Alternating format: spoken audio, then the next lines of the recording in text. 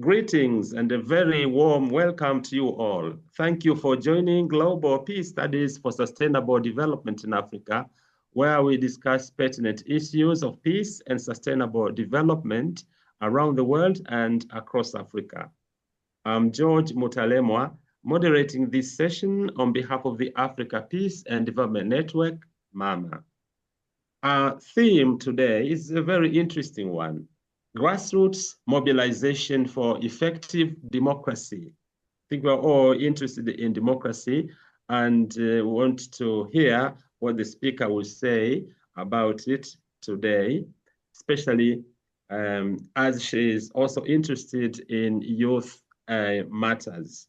And our speaker is Oluwafisayo, Olurenfemi, popularly known as Fisayomi.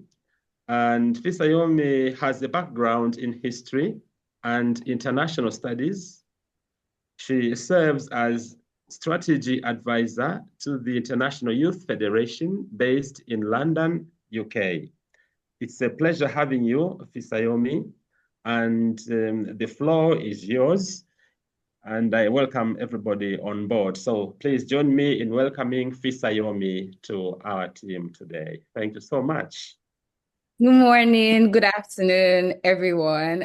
It's so nice to be here. Like I said earlier, this was supposed to happen a while back, but unfortunately, due to events that were beyond my control, I could not make it.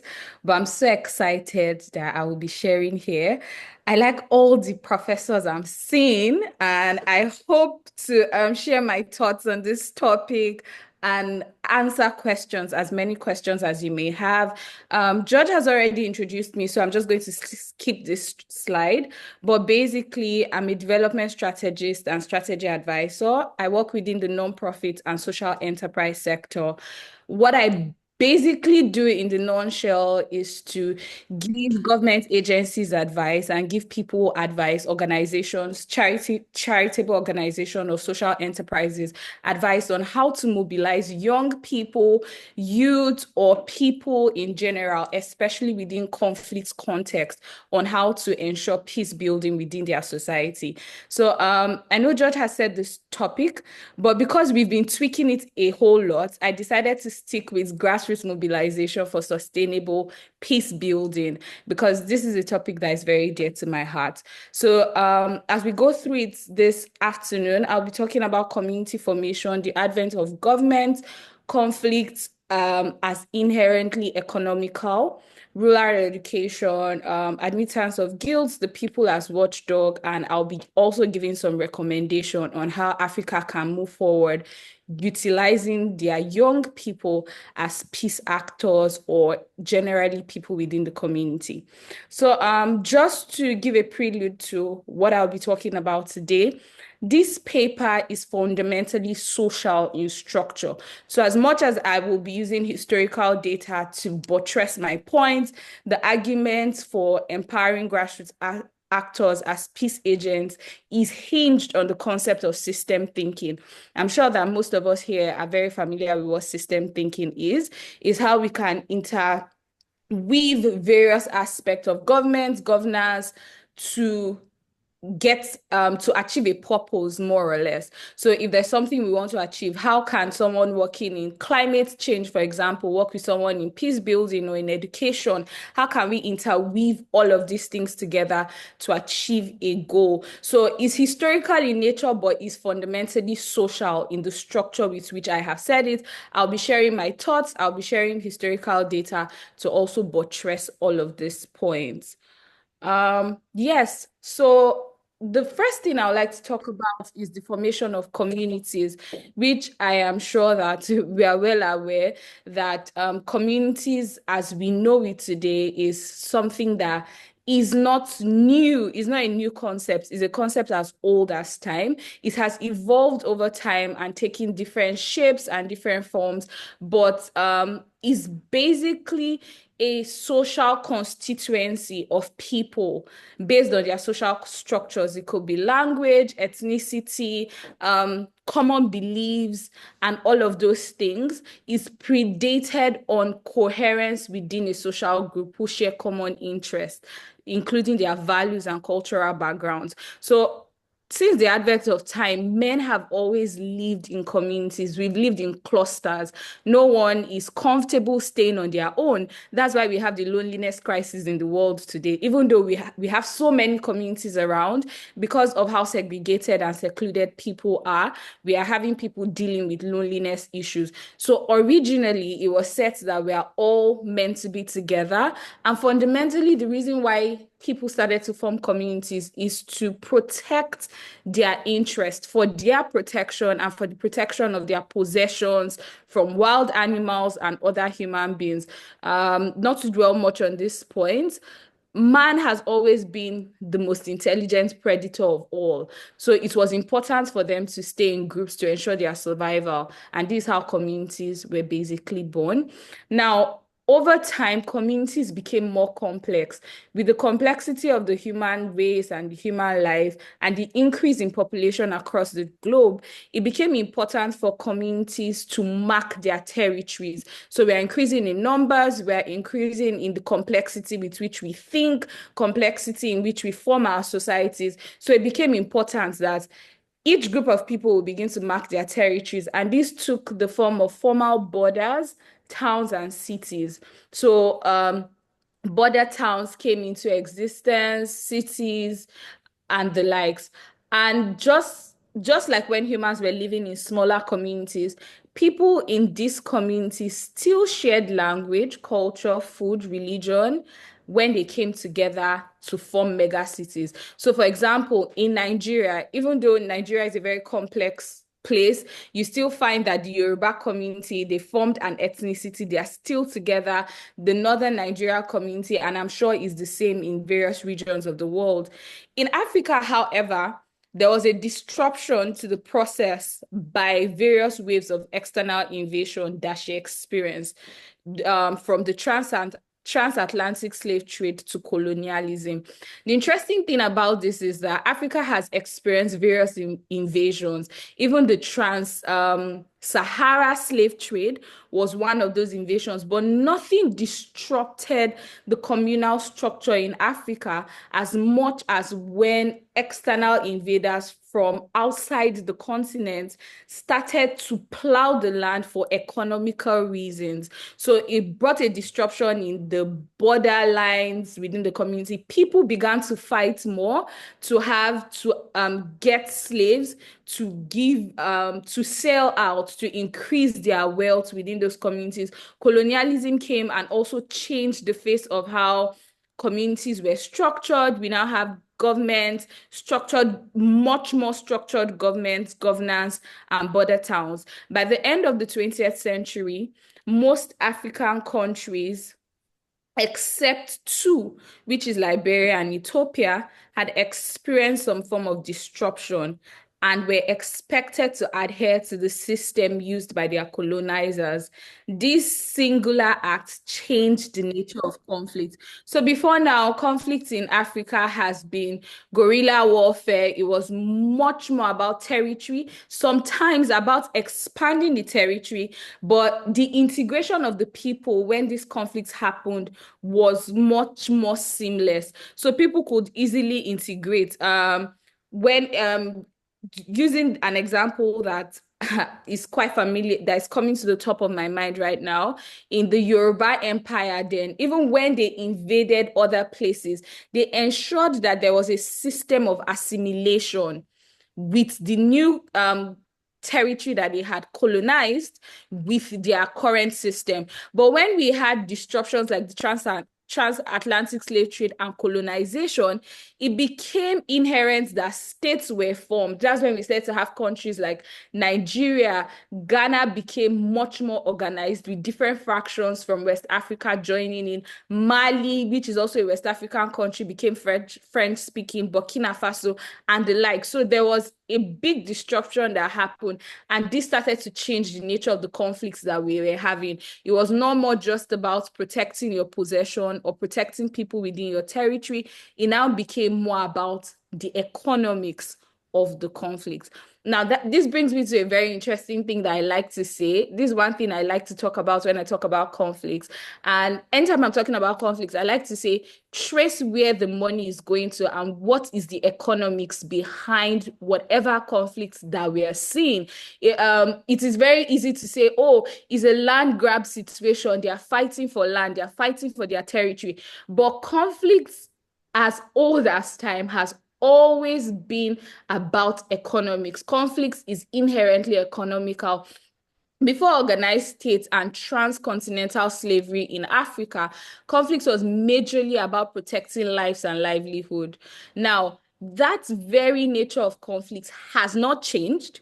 It has, however, evolved in sophistication, and the interested parties are more numerous, comprising of both internal and external actors. So what I mean here is that conflicts has not changed from trying to protect what is yours territorially, protecting the lives of the people in your territory, but it has evolved. It has now become more about mineral resources. It has now become more about trade deals. It has now become more about the economic power and downplaying the fundamental need to protect the people who live there.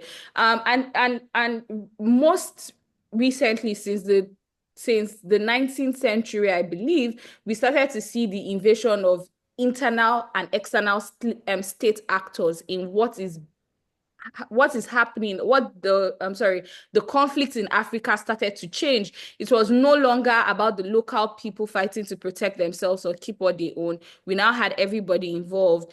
Congo, for example, which has about 70% of the world cobalt, which is used for technology and all the mobile devices, even the laptop I'm talking from right now, and about $24 trillion of untapped resources, is in serious conflict. I'm sure some of us might be aware that Congo and Rwanda recently reached a peace deal that was signed in Washington just last week, saying that they were going to cease, Rwanda was going to take out her troops from Congo. However, something that struck me as very interesting was that part of the deal that they reached was that the US was going to have some of the rights to some of the mineral rights to the resources in Congo. While Rwanda and Congo are denying this, President Donald Trump, in his usual fashion, has come out to tell the world that this was part of the agreement that was reached. So there's serious conflicts going on there. Burkina Faso, that had with several gold and diamond reserves, just opted for a military regime after a turbulent failed attempt at democracy. The regime in Burkina Faso has been up and down. The democratic process in Burkina Faso has not been sustainable. Northern Nigeria, with high mineral reserves, is currently in turmoil. Now, in northern Nigeria, people would usually say, oh, people are fighting to protect their land. But when you go to regions like Adamawa, where is the hub of Boko Haram, which is a place where I worked when I was back in Nigeria and I was working in peace building, I worked in northern Nigeria, you will realize that most of the mineral resources in that region is what people are practically trying to get indigenous of the land out of the way so they could tap into those resources. So it has a face to the public, but when you search deep in, there is economical interest in what is going.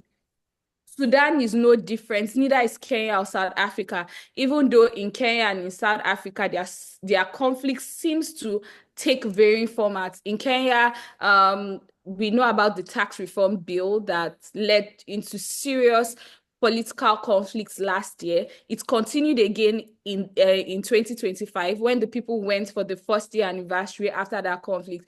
It became something else, also economical. South Africa right now where there are rumors of white racism against white people in South Africa, is also economical because they are trying to get the farmlands back from the people who they believe had taken it from the indigenes of the land. Now, the difference in the conflicts that is happening now with what we've always had is that the protection of lives, the factor of protecting lives in this conflict appears to have taken a backseat and now is purely a game of the money. Is purely a game of the economics, and the lives of the people remains a collateral damage that is constantly being incurred across the globe. We currently have about 27 million children who are out of school in this conflict region. About 60% of children in the Congo are not in any form of education because of what is currently happening within their society.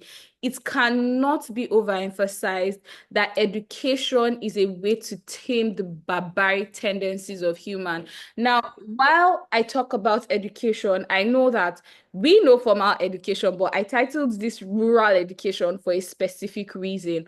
Because while Africa and the rest of the world is obsessed with the idea of formal education as the standard, it is important to note that education does not have to be Western. Neither does it have to be formal in nature to be considered an education. I'm speaking English right now because of the colonization that happened in Africa. There's a language, there's an indigenous language to my people, which, if enacted, I can learn in. There are several children in the community where I come from who have never spoken English and might never be able to speak English. So we need to start to rethink the way we bring education to these people and not just focus on what we believe is what the society needs. Education can take a form of apprenticeship, which is the Igbo form of education in pre-colonial Nigeria. So basically, education is about empowering people to first fundamentally be able to think for themselves and make decisions for themselves. Education is about agency, much more than is about knowing ABC or 1, 2, 3. You know, it's more about giving people autonomy of their thoughts, autonomy of their time, autonomy of resources that they possess. One interesting thing I noted while working in peace building and as a social enterprise professional is that you would observe that across board, almost all the regions where I have worked in, take for example, the education level of people in those in those communities is very low, and the historical data, the historical fact about their origin has been taken away. Nigeria, again, is a classical example. When the 1986 structural adjustment program happened, one of the reasons why they were able to give funds to the government was that they were going to pull history out of the books. So for somebody like me who was like, I really want to know what happened in my country, I went to university, I studied history. While I was at secondary school, I opted to take history. But a lot of people are so disconnected from their past, and it's very difficult to move forward in the future because all of the information you keep getting is a narrative that has been curated by a group of people about what they want you to believe so they can have agency over you. So it's very important that things like apprenticeship that gives people the fundamental skills to live. So apprenticeship in cultures like that could be something like learning plumbing. It could be something like learning welding, how to be an electrician. It could be basic skills like that that these people need to survive and put food on their table. Basically, it's about telling the people who they are and giving them agency over them.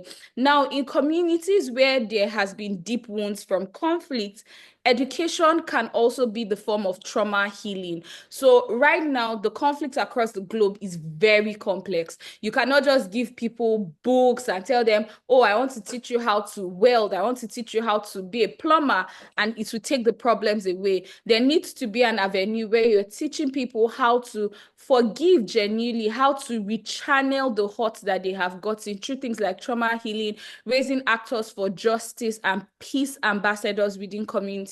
I worked on a project called the Middle Belt Peace Building academy project in Nigeria, working with about 100 young people across 5 conflict-prone, conflict-volatile communities there. I'm talking about young people who have lost their hands, they've lost their limbs, some people who are blind because of what the conflict has brought about. I'm talking about people who have lost uncles, aunties, children, name it. Gruesome experiences that all of these people have gone through. But what was the idea of the program? How can we help these people to psychologically heal so they do not continue the cycle of trauma, so they do not continue the cycle of conflicts that has already happened in their community? And using a 1-year period of just teaching them about, one, fundamentally their history, acknowledging that they have been hurt and how they can move past it. Some of these young people became peace champions. They began to work with people of the opposing side. So some factions in northern Nigeria, for example, there's religious conflicts happening there. So where I used to live in Nigeria, we used to have Christian Muslim clash. Like, it's always about, where on the surface level, it's always about a religious dispute. When you dig deep down, you would realize that it is also economical. It's about land grab. It's about the cattle headers conflicts that is happening there.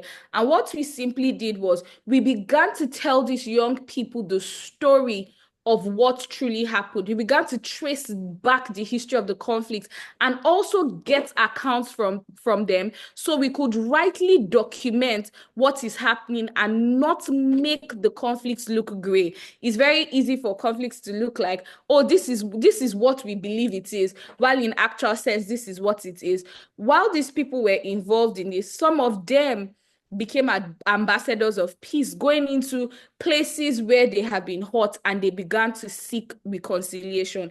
Now, this is a very interesting slide to me, because as someone who works in peace building, this is one thing that we like to sweep under the carpet sometimes. And we always talk about it is important to just let peace be peace. And we forget that the quest for peace is not an absolution from guilt. So even if we're trying to seek peace across the globe, we must also learn to acknowledge the evil that was done, and people who have been perpetrators of this evil must be held accountable and brought to justice. It is important to know that seeking peace does not absolve the perpetrator of the guilt of what they have done. So we need to start to rethink the face of peace building. We need to start to rethink the face of conflict resolution. We need to start to have people who own up to the hurt that they have caused. We need to start to use models like where that was used in South Africa, in Rwanda, where people were asked to be held accountable for the various things that they had done. So in South Africa, for example, under Desmond Tutu, people were asked to admit. So you had to show remorse. And one of the benefits of doing that is you could be granted amnesty at the end of the day. Even after the conflict had taken place, they could grant amnesty to you, but you need to come before the Truth and Reconciliation Committee to own up to what you have done. In some cases, show them the graves of the people who maybe in the process of apartheid at that time, people who the person probably had killed. Where did you bury the person? How does the family experience closure? So there needs to be a structured way of doing this on a large scale, because yes, the conflict in Congo has been revolving round and round. Same with that in Sudan. To break that circle, we need to have people come and own up to their guilt, including government officials. In Rwanda, it's the same thing. There are monuments that shows what has happened and the atrocity that was committed during the Hutsi and Tutsi conflicts that happened, genocide that happened in Rwanda in 1994, and those things are held as monuments. In places like Nigeria, where we choose to forget and move on, places like Mali, places like Sudan, the conflicts keeps coming back years after years and after years, and it takes a different face every time it comes. So it's important that we go back, tell the story, no matter how hurtful it is, no matter how painful it might be, and allow people have closure. Now, when this is done, the byproduct of peace is that people look out for one another and after one another. The people basically become the watchdog in the society. This philosophy is clearly documented in Africa's primitive history. I say primitive because before colonization, before the transatlantic slave trade, people were basically watchdogs for one another. We needed to have a legitimate reason to go to war. We needed to have a legitimate reason to take another person's life. Things like that was not done lightly. There was penalty for doing that. It's either your community is waging war against another community for a legitimate reason. It was not just about bloodshed like we have right now, where various individuals, even people within the community, are used as collateral damage. Recently, it was documented by, I read on Reuters News that we had over 1,000 people that had died in Benue within January to July of this year alone. And the government is doing nothing about it. But when we start to enact some of these things, you discover that people within these various regions begin to look out for one another. And it is very difficult for political actors to penetrate into what is going on there. They are unable to have people do their biddings because these people are much more educated, much more aware of what's happening and the implication of whatever conflicts they involve themselves in. Wrapping up right now, I'll be going to some of the recommendations I have written. I'm trying to stick to 30 minutes so I can answer as many questions as possible and also have other people contribute. So one of the major recommendations I have found that I would always give in the line of my work is that the solution must be generated internally. Working within the nonprofit sector, which is the NGO sector, I discovered that most times we bring solutions to the people and then we exempt them in enacting the solutions. If you disconnect the solution you're bringing from the people within the community, it would not last. The moment the projects, the moment whatever initiative you have brought to those people leaves its time, that will become the end of it. So it is very important that whenever we are generating a solution, solutions like this that enacts peace within the community, it is internally generated from within the people. The people within the community are involved from start to finish. They are involved in things like data gathering. They are involved in running the entire process. The people must also become the champions of the solution. Case in point, the people must be the face of it, and not just the face of it. They must have agency over those solutions. They must see that this is for them and not just because somebody wants peace building. Working in the humanitarian sector in peace building, I have discovered that most times you bring solutions to these people and they keep expecting you to come back with more solutions, which is not sustainable because right now within the developmental sector, we're having funding crisis. There's no funds to continue what you're doing. But if the people are taught on how to think, back to what I was saying before about people having agency of thought, people having agency of choice, they can keep regenerating the process that had been enacted by whoever came up with the initiative in the first place. Last but not the least, minimal government involvement beyond resource mobilization. I find that most communities are very afraid when they see governments come in to say, oh, we are bringing this initiative. It's always about what does the government want at the end of the day. So government, we don't need more governance in the world. We need less of it, but more structures that allow the people to live peaceably among themselves. So governments can be involved in things like resource mobilization, personnel mobilization, creating structures for the people, but generally speaking, the people must be the face of whatever initiative that is being generated. Yes, and that would bring me to the end of my seminar today. Thank you very, very much for listening. I am free to take questions now. Yeah, thank you very much indeed, Fisayomi, for this wonderful presentation. Thank you for taking us through also the history really of state formation and the dynamics, in the state, and particularly you talked about system thinking, that we should have this kind of way of seeing how to achieve a common purpose. And you talked about community formation, that communities have been formed since time immemorial, but also you mentioned about the advent of states and state actors. And that also conflict is economic, that most of the conflicts we have, or probably all of them, because of economics. You gave examples in Congo, Burkina Faso, but you also talked about the tax reform bill in Kenya that brought about a lot of struggle. But you also mentioned racism, actually against what you said, white people in South Africa. And you said we need to have, rural education, and that, children are unable to go to school because the system is not supporting them, and that education is about agency. I liked that, this kind of autonomy, also over the resources. And in terms of conflict resolution, you talked about admittance of guilt. We should be able to say, well, I confess, I did something wrong. And that in your conclusion, actually you are saying, in fact, that people should be watchdogs. We should watch over one another, but also over the government. And you mentioned a number of solutions to the challenges we have, that, for example, the solution must be internally generated.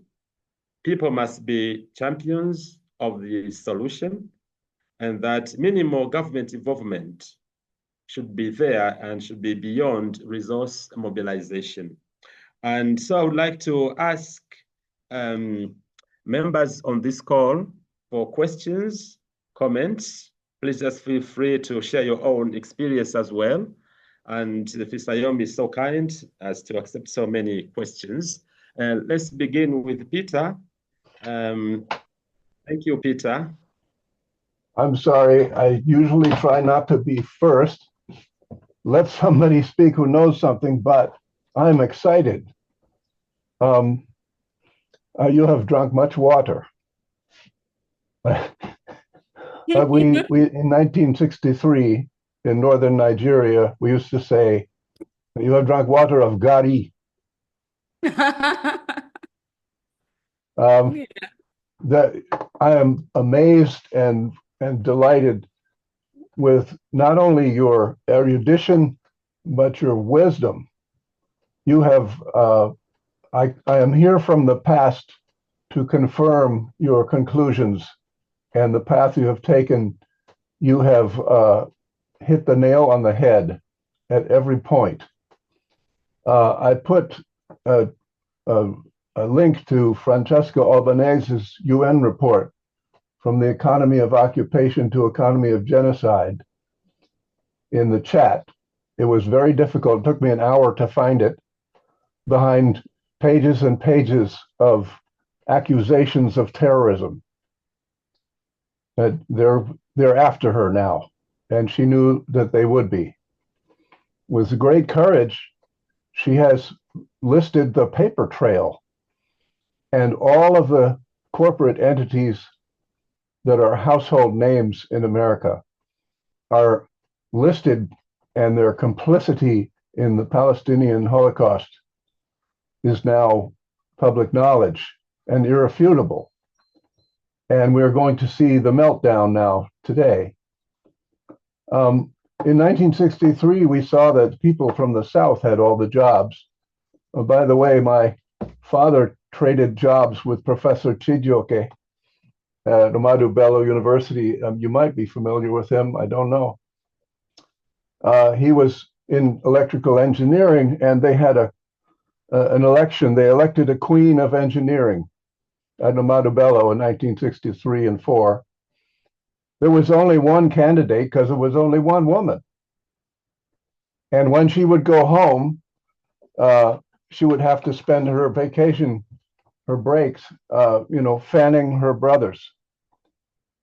in the hot, you know, bringing them refreshments and cleaning up after them. So we've come a long way, baby, maybe. So I'm so much encouraged by not only also your wisdom and erudition, but you are sharing this effectively with the people that come after you. And this is of critical importance. It's a massive contribution. I want to stay in touch. I'll put my email in the link in the chat in a minute, because I'm working on a book and I'm hoping that you have something that I can quote. Okay, that was a lot of talk. My calabash is empty. Thank you so much, Peter. Thank you so much. Thank you. Truly, truly appreciate the comments. Sanjima. Sanjima. Well, thank you so much, Peter, for that comment. And now we turn to Mwalimu Kibiswa. You are welcome.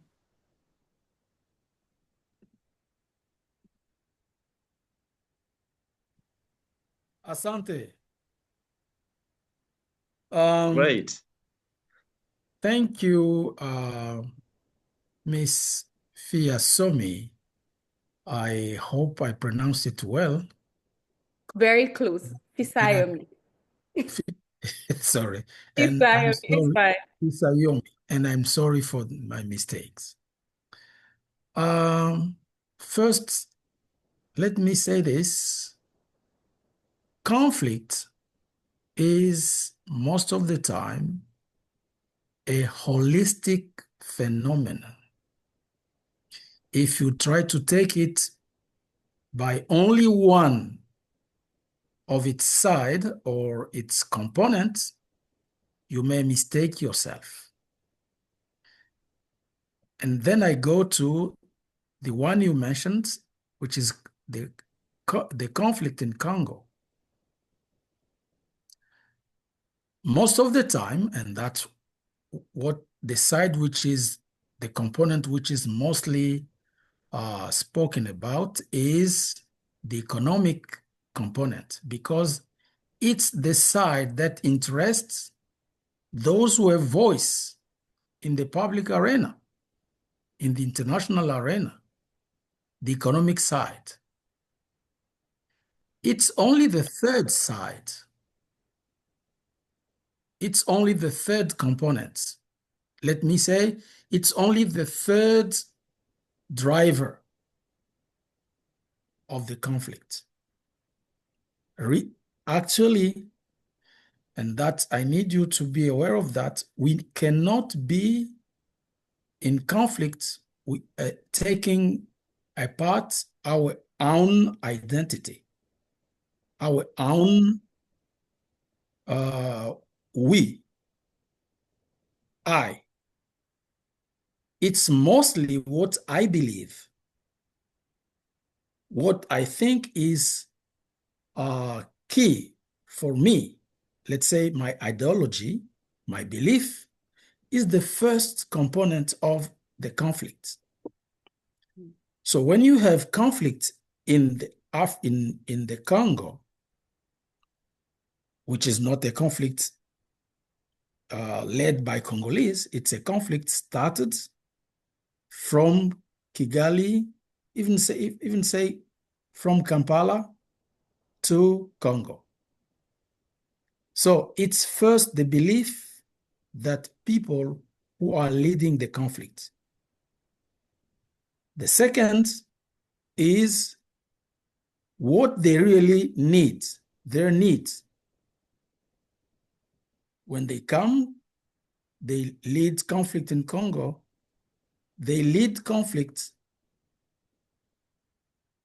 to have territory. And President Kagame said it himself in one of interviews. He said, the conflict which is happening in Congo is not about M23. It is about territories, our territories, taken by Belgians for the Congolese. He said it himself, and his general, James Kabarebe,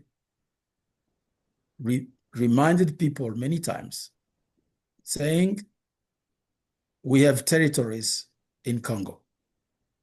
And now, recently, I heard some religious leaders repeating it in churches. We have territories in Congo. And the last is, one of the last, is the latest, is the report on June 3rd, 2024, of a special committee of the Rwandan parliament saying we have Masisi, Ruchuru, Fizi, Uvira, and Minembwe in Mwenga as part of the Rwandan, the ancient Rwanda. And President Kagame concluded by saying, okay, you always accuse us of stealing minerals from the Congo. We're not an industrialized country. We don't use those minerals. We are just a transit. The mineral, and he mentions, goes to Brussels, to Tel Aviv, to Dubai, meaning that we are not there for minerals. We go there just to take our territories, and those who help us to lead wars give us the mission to send them minerals. Minerals is for them, territory is for for us. That's the reality. So if you say economical only and you stop there, you may be mistaken. For the Congo case, you have first the belief of those who are leading wars and sustaining it, which is domination. Third, territory. Second, territory. And third, only third, economic resources. So that's the comment I want to make, and to tell you, just be aware of the holistic characteristic of a conflict. Okay. And it may depend on people who are involved in conflict. Thank you. Thank you very much, Professor, for that contribution. And just to buttress my points and to add what you're saying, I believe that we're saying the same thing, because conflict is inherently economical. And for me, that is always, when you talk about what's happening in Congo, like the example you raised just now, you will realize that whether Rwanda wants the land, whether they want it as a portal through which they will transport the resources to people who they claim need it in all of these regions, the land is where the resources are. So for them, it might not look, that's why I keep saying it appears in different form. Like I said, in the case of northern Nigeria, where it looks like land grab, it looks like cattle headers, conflict, it would appear in different forms.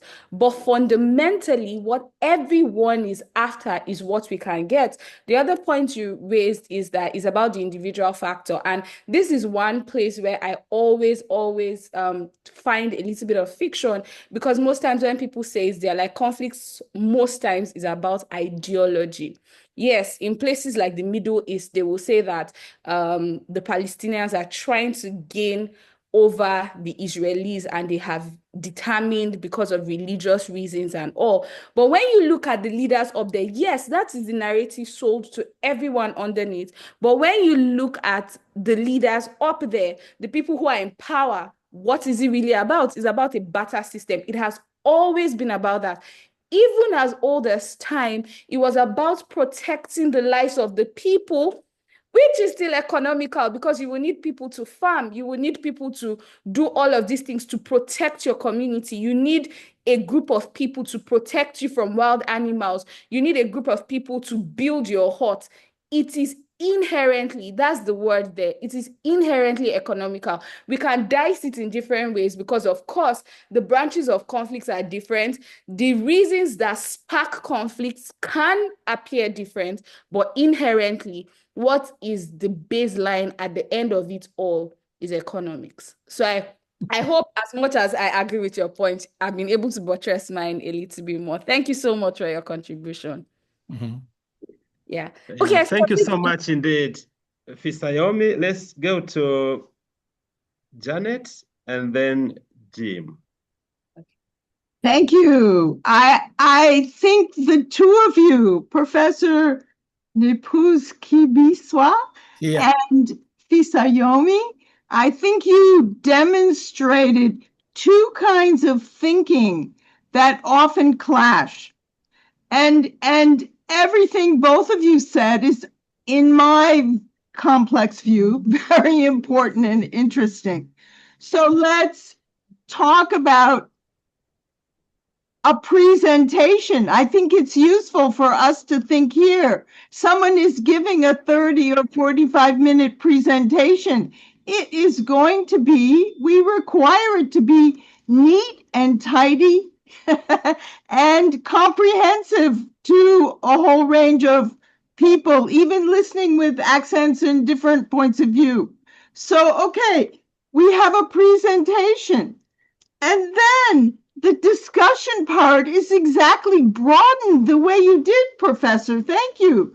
Because we need to consider all these things. And each one of us may have a position we take, like Fisayomi, that is so useful in her work and her perspective. So, okay, so what's ideology? Ideology can be a belief system. Also, it can be a narrative, like you said, Fisayomi, so that we get this narrative that to bring people behind. And then there are these systems, like you mentioned, who mentioned? I think, Professor, the religious leaders. So what are the politics behind the narratives that are promoted and bought into? And anyway, so, okay, I just want to say from my perspective as a peace educator in New York, we're looking in, and I think what this discussion applies to all of us. And what we're looking at here in New York is the gobbling up of our democracy, our economy, our society, the efforts to make people fight and to take away things that have for decades have been fought for. So we're in a different position. And of course, not even going into where that money and that power came from. So let's add power to the list of three things, Professor Power. And then I'm working with forming small groups, even like this one, where there's no money involved. There's no particular power. There's a democracy of different people getting to speak. And the people in my community who are like highly individualized and, highly, well, we have everything to the most, to illiterate people or non-English speaking people who may have a degree somewhere else but not are speaking English. We're looking at how to integrate all these differences and hold the goodness of the community. Like you explained, my favorite part, Fisayomi, is your explanation of community. The protectiveness and the caring and the thinking together of how to make, I would say, the best conditions for the people we're attached to and to learn from each other. So anyway, I think it was a brilliant start to the discussion. Thank you. Thank you so much, Janet. Thank you. Thanks indeed. And well, I said Jim, and Eda, please also prepare yourself. Jim?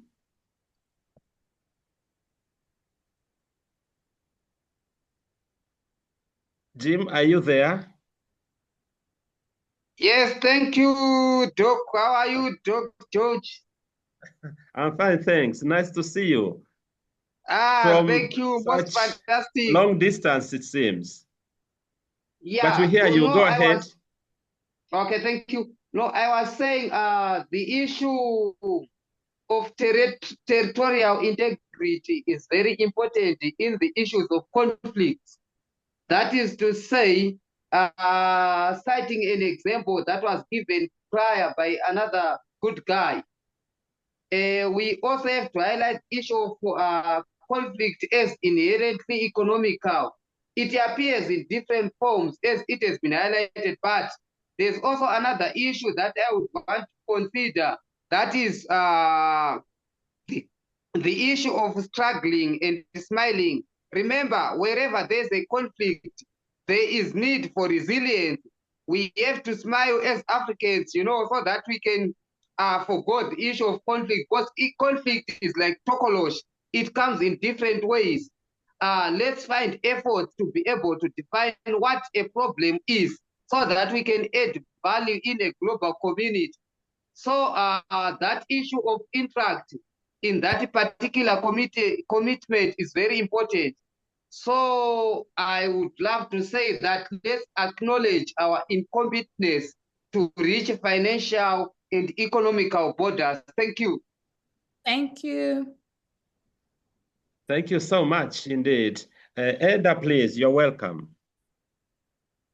Yeah, greetings everyone.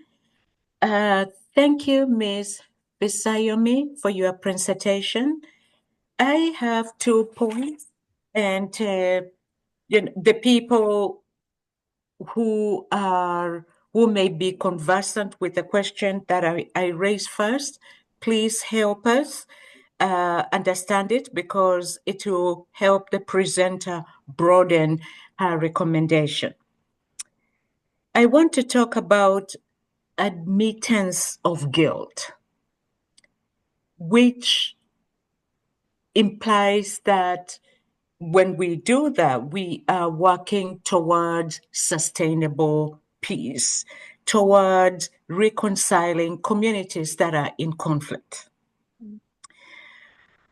While I agree with that, I also wonder what we can do to sustain these efforts about truth and reconciliation when, for example,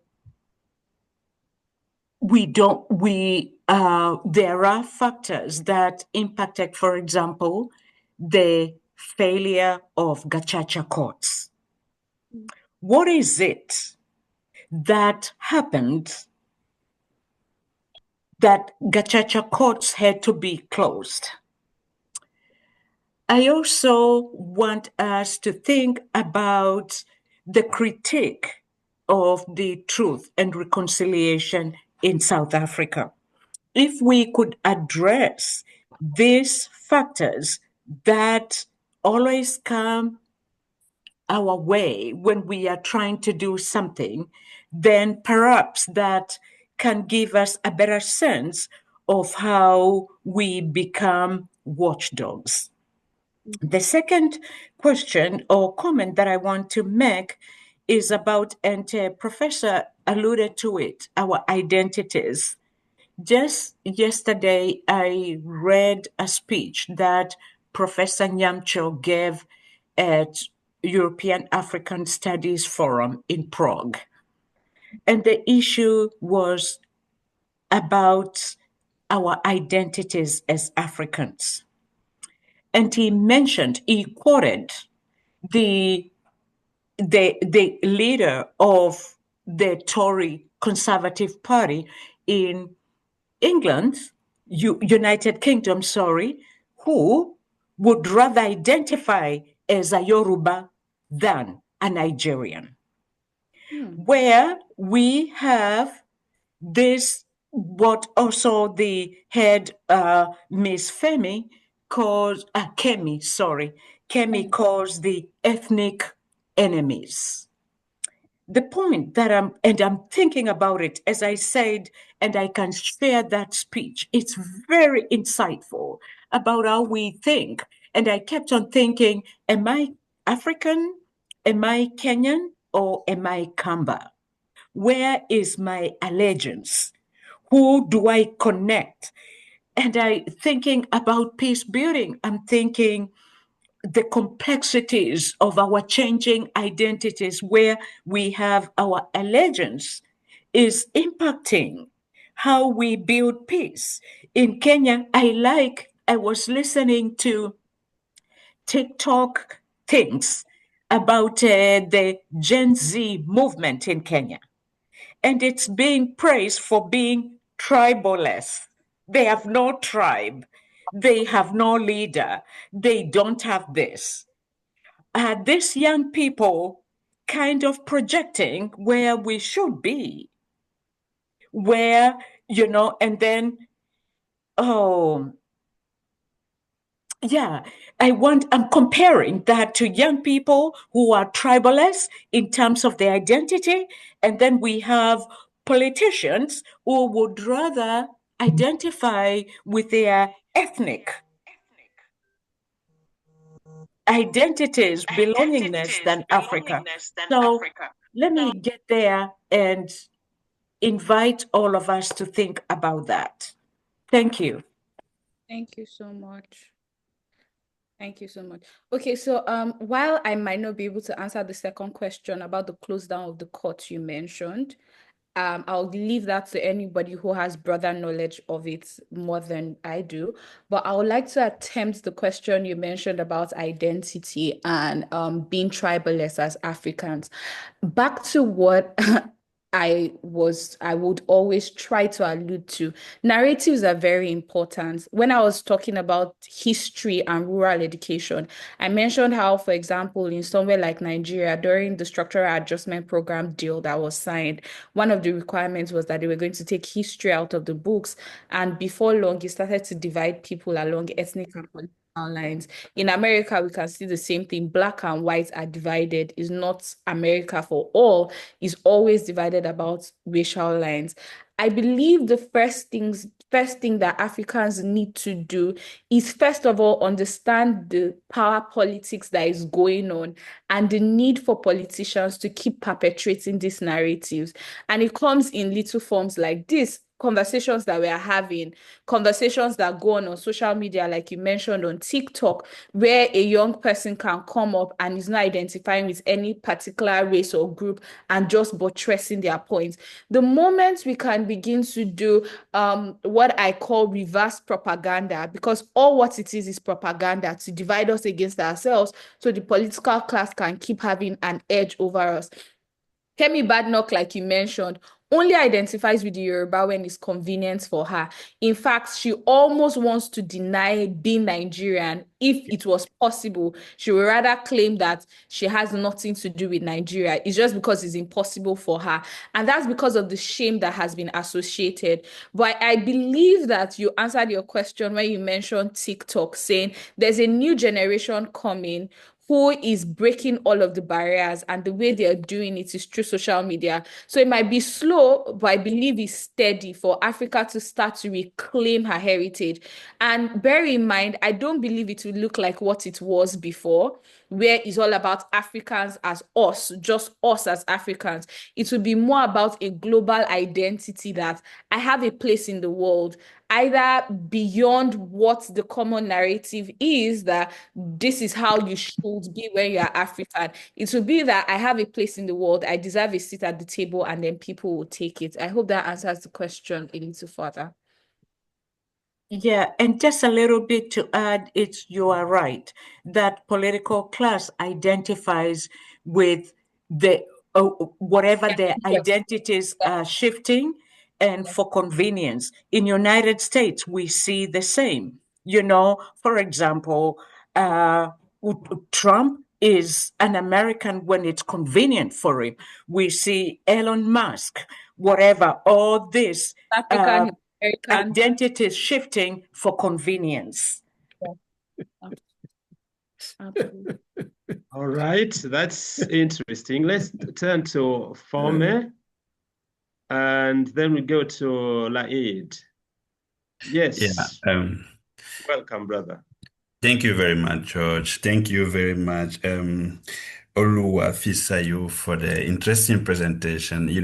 I'm from Togo, and in Togo currently there's so much happening, and the young people are demonstrating, wanting the current president to step down because he has been there for 20 years now, after his father, who has been there for 38 years. So Oh. father and son together is 58 years, and the country is barely 64 years old independence. So you can calculate 58 out of 64. Then we can tell, or 65, we can tell how the control, what is going on in the country. And the interesting thing that happened was that the father died in 2005 and he took over. When he took over, a year later, he said that, okay, this is a new beginning. So we are going back to, there's a constitution from 1992 that says that no president, nobody will do more than 2 terms. That's what the father has signed in 1992. And he said it, but he has not respected it. So he was in power, the father was in power till he died in 2005. So the son took over in 2005 after the father. And then a year later, 2006, he said that, okay, now we are going back to that constitution. So meaning that no matter what, the son, is called Fonya Singbe, I can't do more than 2 terms. So he ran for the first term under the political party of his father. And in the second term, now he broke that party and then created his own party. And then after he done the 2 terms, he said, now that was not under my political party, that was under my father's political party. And then obviously this is a new beginning with my new party, And that was, so he ruled from 2005 till 2015, which is actually 10 years, 2 terms, and he should go. Now, come 2015, that's where he started, the story of the new party started. Okay, then, well, nobody ever agreed with that, but we move. So from 2015 till 2025, now that's another 10 years. And where he should now go, and now he changed the constitution to become a permanent president forever. There's no voting. So according to the new constitution that was voted a few weeks ago, the Togolese people are not going to vote anymore. It's the members of the parliament that are going to vote for the president. It has turned out to become a very complicated thing, and which has led the people to start demonstrating. In the past, it's still ongoing, and with a lot of repression, a lot of killing, a lot of things going on currently in Togo. So that's why when you say grassroots mobilization for democracy, the democracy is supposed to be the power by the people for the people. If I understand it, not political science, but yeah, that's how it's supposed to be understood. Now, when the people say we don't want this, it turned out to become a different context with a lot of repression, conflict, and everything. So is there something wrong with the definition of the concept of democracy?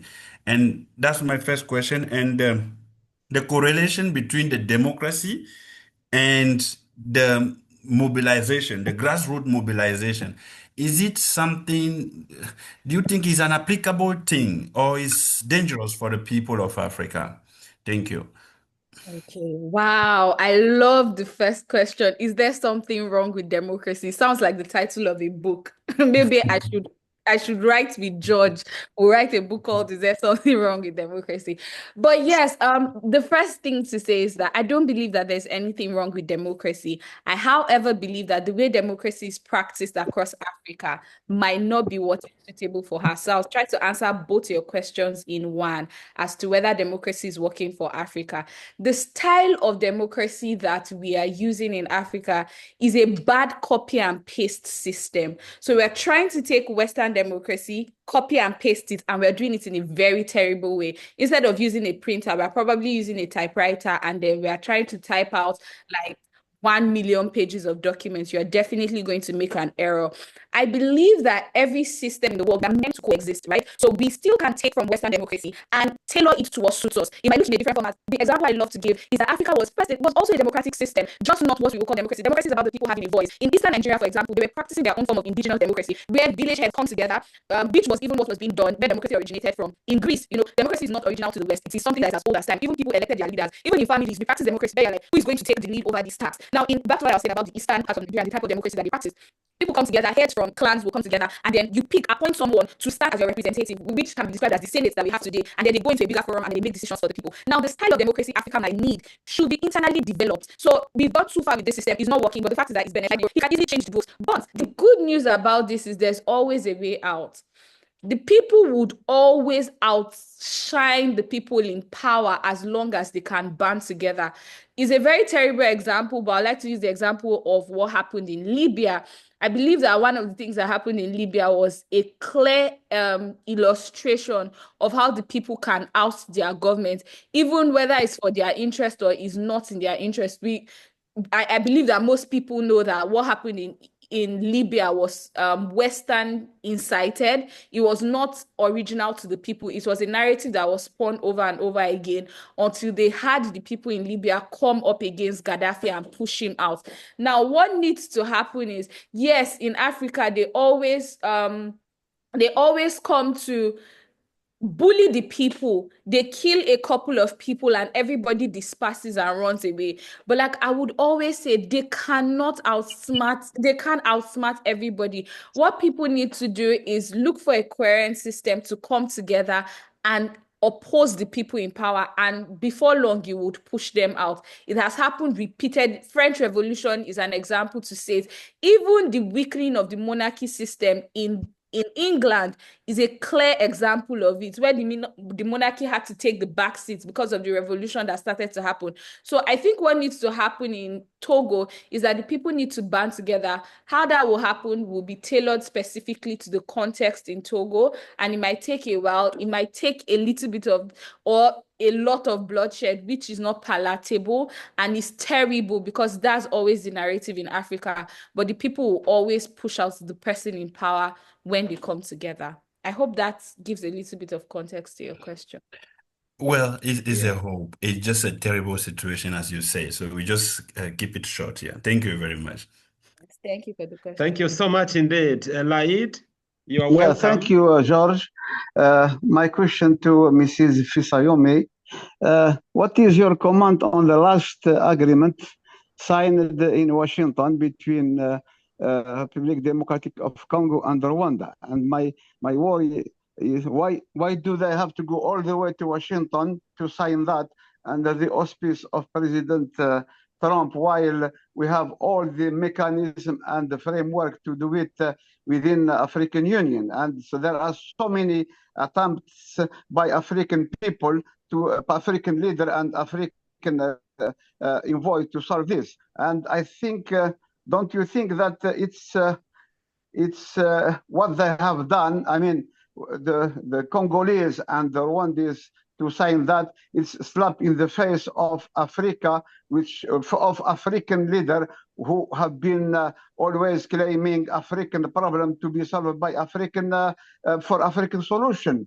Don't you think it's another way to still get one way or the other, depending on the West? And what are behind this agreement? Because it looks as U.S. Tshisekedi, the president of Congo, has pledged to offer mineral resources to USA. Thank you very much. Yeah, thank you so much, Doctor. I think to sound sarcastic but very truthful in my sarcasm, I will say that Africa is the child that always needs the approval of the West. That's why they had to go to Washington to sign that contract. That's on a lighter note. But I think that the argument for it that I have seen that people have put forward is that they have attempted to sign this peace accord, I believe in 2024, last year.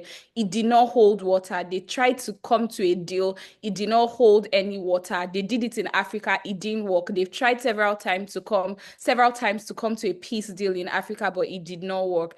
And like I said sarcastically, Africa is that child that almost always needs the approval of the West. So it seemed more like a show of respect to go to the West to say, maybe we need the big brother to sign this contract between us, and then would adhere to it. And also, I believe it's also because the US is able to give out sanctions that will be detrimental to some of these African countries. That's what I believe it is, because the sanctions that Donald Trump seems to wake up every morning and give out sanctions to countries in the world. Like, he wakes up and he has a bad dream and he's like, South Africa, today is your turn. Kenya, tomorrow is your turn. So I think the fact that he wields such power and such authority makes it more likely that the peace deal will stand. In typical US fashion, and more so in Donald Trump's fashion, I think it was just a show of power for them to come, because I saw no reason why they could not have sent a representative like they had been doing in the case of South Africa before the South African president also had to travel to the US to have a talk with Donald Trump. I think it was also a show of power. Now, generally speaking about that, I believe that Africa needs to outgrow what is happening, the power dynamics between Africa and the West. I believe it's time for us to outgrow it. Now, outgrowing that power dynamics would start with having a new crop of leaders who are ideologically sound and have a lot of self-worth in themselves. Might not be the best example, but what is happening currently in Burkina Faso seems to be bringing hope to the people in Africa, whether for the right reasons, whether for the wrong reasons. It seems to be a ray of hope, saying, okay, someone is standing up boldly and saying no to what's happening to the Western powers. Maybe not in similar fashion of military regimes, but we need more African, young, vibrant leaders like that who can stand and say, on our own, we are going to form something like the Sahel Alliance, and we are going to stand by it. We are going to act as checks and balances for ourselves. Until that happens, Africa will keep running to the West. Sad, but I believe that is true. Wow, thank you so much for that reply. Kingsley, you are welcome. Yeah, good afternoon. I'm glad to be here. Fisayo, yeah, I want to appreciate my sister Fisayo. I'm from Nigeria, University of Ibadan. So, yeah, I listened to you keenly in all the dimensions you have mentioned, and my attention was caught on the dynamics and trends of the conflict that I mentioned in relation to economic interest. You vividly mentioned the case of Benue State that is keep reoccurring in Nigeria at the moment. I actually agree with you substantially on the area of economic interest in that dimension. For instance, this location is Benue State has ecological resources. It has always been a hotbed for conflict over the years. So the economic interest within this dimension will ask, in terms of government, is there not early warning showing that this conflict, which always reoccur, are the government not getting early warnings to get this conflict prevented before it occur, before it generates humanitarian crisis and IDPs here and there? Now, there are indications, there are news, there are remarks, even from the Army Chief Police, about the causes of this conflict. In recent revelation by Army Chief is that as a result of land and indigenship crisis.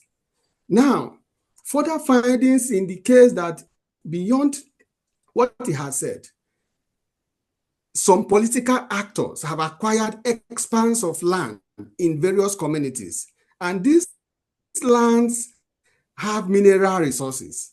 And some of these have engaged foreigners or vulnerable Nigerians from across the country to do mining, agricultural purposes, and now has mineral resources. Then some of them will say, we do not agree. So there are a whole lot of things government are not actually nipping the conflict by the bud. So it is about whether political actors who have acquired land, whether even at the point of after post-conflict situation, the IDPs, the items sent to IDP camps were also mismanaged by government agencies. So it tells us the merchants of conflict. I mean, those whose interests, who benefit massively from this conflict. So I want to agree with you substantially beyond ethnic and religious dimension to it. Key to this particular Benue crisis and some of the conflict across the country is tell all this. I have worked towards Northeast. Benue, are you talking about Benue? Are you talking about as a peace development person? Are you talking about across boys interest? A lot of people benefit from any single, no matter how small the conflict is. So hence it is an economy on its own. They will find a way to connive to ensure that that conflict is not resolved. So I thank you for for the presentation. Thank you very much. That's my contribution. Thank you. Thank you very much indeed. So Richard Okwera, and then we go to Richard Eshan. Please unmute your microphone, Richard Okwera. Yes, thank you, George. Yes, I think, George, you must recognize my face now by now. We met each other years ago. Yeah, wonderful then. So thank you for being here. To the guest speaker, I appreciate her presentation. Yes, it's very true that conflict needs to be looked holistically, but she has used the lens of economic. Can you hear me now? Yes, hello? We can hear Richard Okwera. Yes, thank you. So we can see the whole of your face because yes, okay, there now. Thank you. Yes. So I'm just appreciating the presenter and also trying to say that yes, economic aspect of conflict. I personally would look at the identity question as one of the sensitive aspects of every conflict, because yes, we have many stakeholders in a conflict situation. For example, Uganda is relatively peaceful, but is it holistically peaceful now? So we've seen mobilization, community mobilization for democracy. And mobilization is on and off after every 5 years in the name of democracy. Now my concern is, whose democracy are we talking about? The definition of democracy, maybe I start to be educated, but the democracy in African context, given the experience that Africa has been holding a lot of elections across Africa, many countries, you can name it, she has made a very good presentation.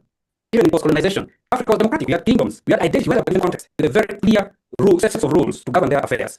Whether the democracy was for the king or for the whatever that power that be, so be it. But now we are in a very complex geographical boundary. Let's say Uganda, for example, we have so many ethnic backgrounds.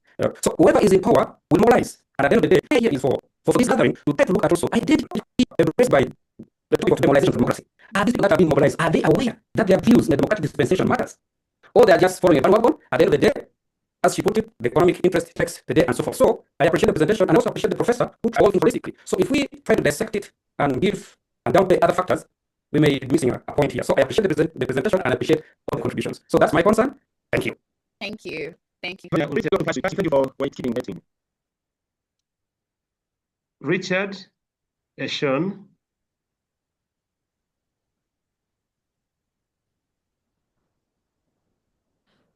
I think he is. Is he still there, Richard? Yes. I'm using a different a platform to join. Please, can you hear me? Yes. Hello? Yes. Hello, we can hear you. Thank you. You're very good. Good afternoon once again. I'm so sorry that I came in late. I traveled and then made me delayed a bit. But looking at the questions and then responses, it looks as if I need to also say something small. I am seeing democracy as equivalent to SRC when what is happening in our institutions. Their activities are just like them. And as we have students having management over them, the same thing that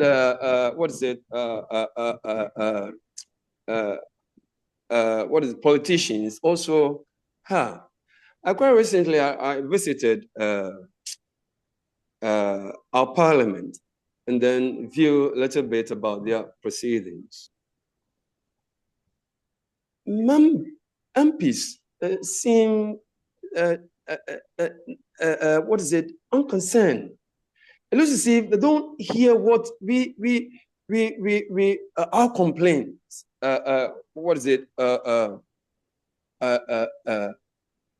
We give out.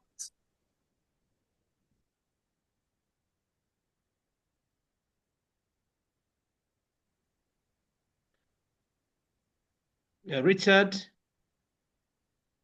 I think we have noted your comment. I will now turn to Patrick. Patrick, please.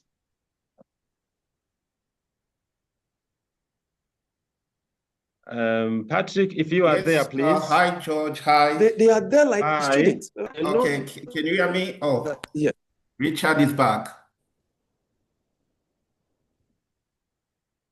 So, Richard, please complete your thought.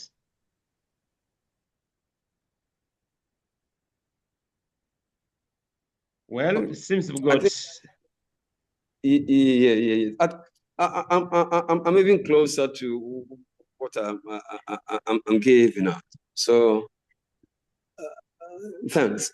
And then, secondly, my short request. Last, I sent a message to Dr. George on my son's admission requirement. I was trying to put across those in the Canadian areas and then Europe institutions, if they could assist me have maybe admission for the only son that I have. So I've put that across to you all in case anyone has institution that looks good. I may be happy to hear from you. Thank you. Yeah, thank you, Richard. I might have, I think overlooked that, but we can talk about it later. So, okay, Patrick, please go ahead. Thank you, George. Hi, colleagues. Hi, Fisayomi. Thank you so much for your wonderful presentation. And I really liked the way you put how, wars are driven by desire for control of resources. And by bringing in the example of the DRC, and I think also from Burkina Faso, I think that shows how, war is always driven to control the minerals, especially in the case of the DRC. And I think 2 weeks or 3 weeks back, I presented on the war in the DRC, and I think I explained how the conflict in the DRC is linked to the control of the mineral in the eastern part of the country. And also, even if there are some other issues, but the main causing factor of the war in the DRC is based on the mineral. And that's why you can see that in the entire DRC, the war is always concentrated in the eastern part of the DRC because that is the place where you can find all the minerals. So again, people, they don't conduct wars or fighting wars in the places where they will not even gain something. So if they are in the eastern part of the DRC, it's because they want to control the minerals. And by controlling the mineral, they will have money, having money, and they will have power as well. It's just to try to, to support what you said early on as a comment. But also, I will just also to comment about the intervention of Professor Kibiswa. And I think for that one, I'm not really 100%, I don't agree 100% on what Prof. Kibiswa said. Yes, even though we do have other issues that have the source of the conflict in the DRC, as I explained 3 weeks ago about the identity, all those kind of things. But when talking about the territories, controlling the territories, as Prof. Kibiswa put it, as one of the presidents in the region said that they want to take back their territories that was before colonization. It was part of the Kingdom of Rwanda. But one thing that we have to understand is that the Kingdom of Rwanda wasn't only part of the eastern part of the DRC. There was part of Uganda as well, and the part of Tanzania that was part of the Kingdom of Rwanda. But the question is, why only the eastern part of the DRC? So truly speaking, by putting everything together is because that's where the minerals are. And again, as I said in my presentation the other day, based on the neo-colonialism, so Western powers, they are using African countries to fight among each other so that they can take advantage of that and take cheap minerals in the country. And that's why I think one of the participants also said that why African countries, they are not coming together to resolve the issue. And Fisayomi, you say it, they take us, or the countries, African countries, like we are babies, kids. You need a big brother from outside who will come and tell us what to do. And that's a big issue that we are having as Africans, as African countries, and that always push that we can't resolve our issues by ourselves. So again, that's the thing that we have to think about. Africans as mature people, we can come together and resolve our conflict without bringing in the big brothers to come to resolve those conflicts, because at the end of the day, they will come to resolve the conflict, not because of the interests of African countries. It's always about their own interest. Thank you so much, George. That was my small input that I want to contribute as well. Wonderful. Thank you so much indeed, Patrick. Now, our last person to ask or make a comment will be Ben. Ben, you are welcome. And then our speaker will sum up and we will leave. So, Ben, please. Thank you. Thank you, George. Thank you. The presenter was amazing. So I'm starting by giving my congratulations to her for a so powerful presentation. As Peter said, you are really a wise woman. I could add that, honestly. Thank you. Thank you. Now, so of course, I don't want you to become proud of that, but it's important to say that. You mentioned DRC several times. I'm also from Congo, but living outside the Congo. Thank you for that, because many academia people, sometimes they don't know about what is happening in the Congo, particularly why is this conflict still going on for 3 decades? But at least listening to you, I realized that you know something about it. Thank you for that as well. But I'm focusing on the causes, on the causes of conflict.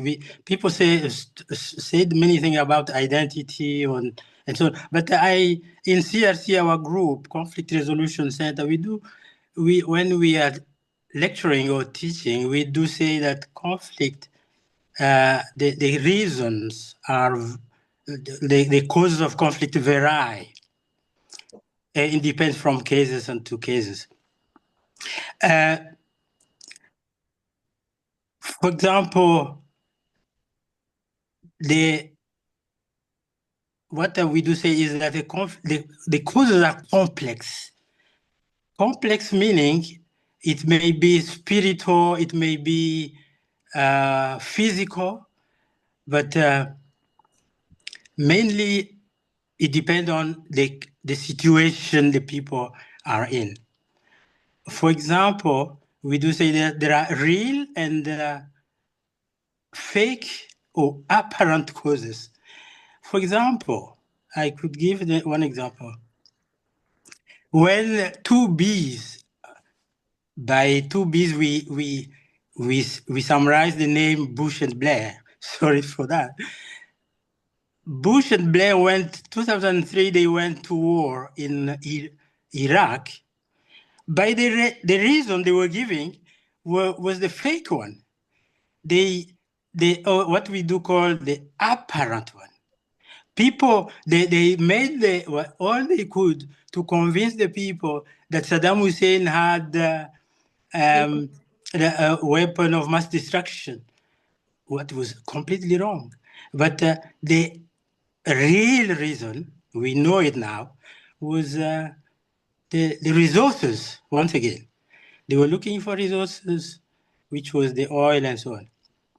And that you can find wherever, including to Congo. So that is what the aspect I want to add. Yeah. Thank you so much. Excellent.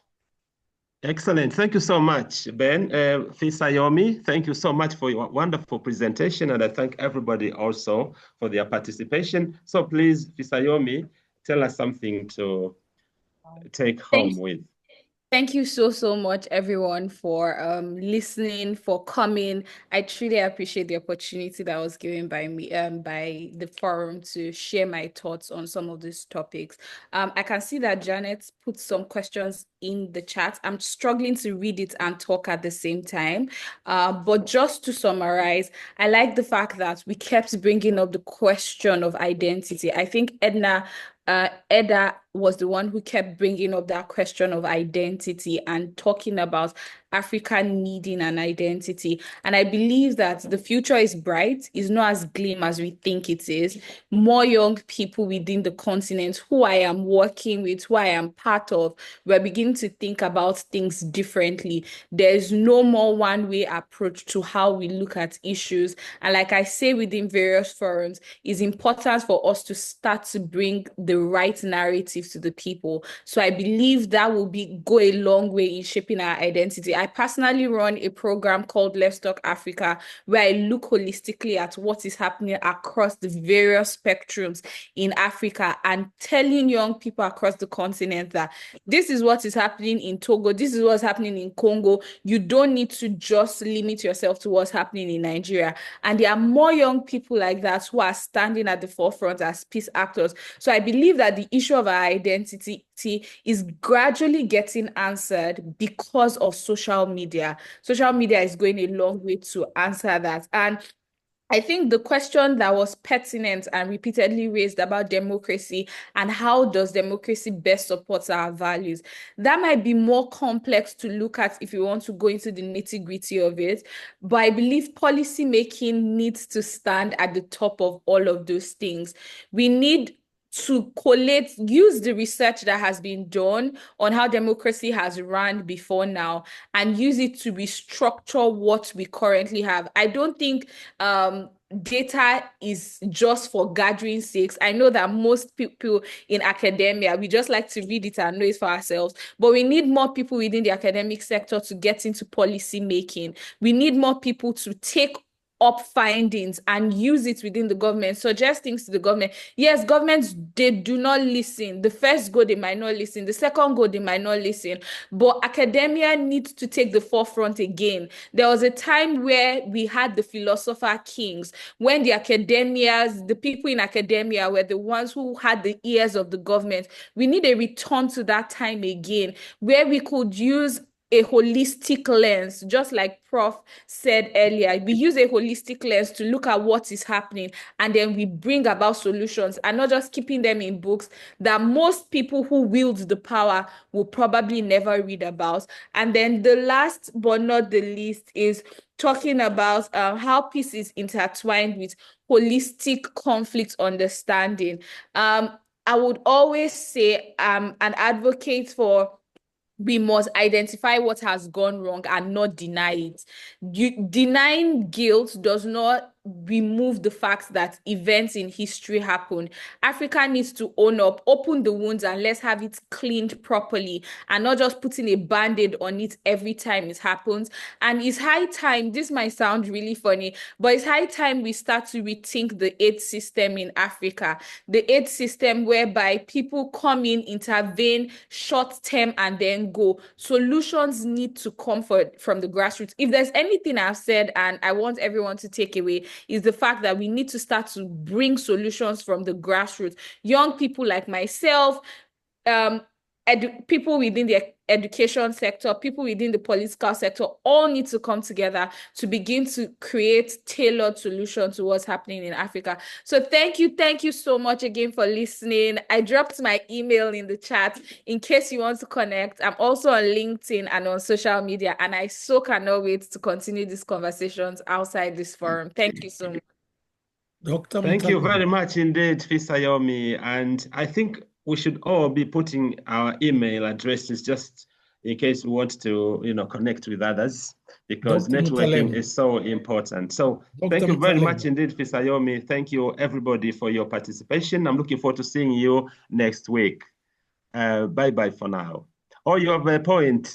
Yes. We are going to continue the conversation actually even after stopping the recording. So Yeah. that's fine.